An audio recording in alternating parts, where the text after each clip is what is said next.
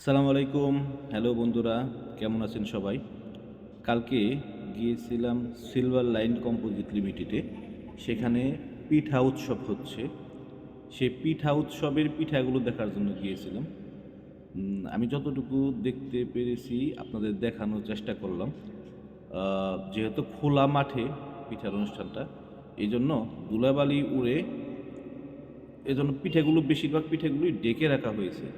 এখানে দেখতে পাচ্ছেন পিঠা এবং পিঠার রেট, কোনটার কত দাম সেগুলো উল্লেখ করে দেয়া আছে।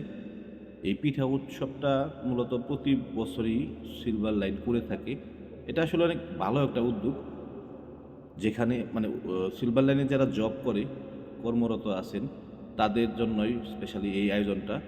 তবে হ্যাঁ, এখানে যারা জব করে তারা ইচ্ছা করলে একজন গেস্ট নিয়ে যেতে পারে উৎসবে।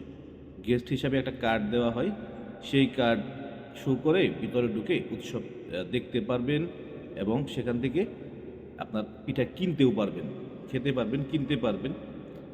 এই উৎসবের পাশাপাশি এখানে আরও যেসব আহ, অনুষ্ঠানগুলো হয়ে থাকে, উৎসব চলাকালীন সময়ে স্টেজ আছে, সেখানে গান অর্থাৎ সাংস্কৃতিক অনুষ্ঠান হয়।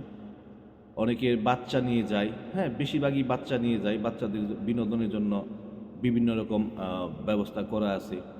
বাচ্চাদের বিনোদন আইটেম, বিনোদনের ব্যবস্থা, যেমন এই যে এইখানে একটা আছে। পাশাপাশি নাগরদোলাও আছে, অর্থাৎ মানে বিনোদনের একটা মাধ্যম। জি, এটা অনেক ভালো একটা উদ্যোগ।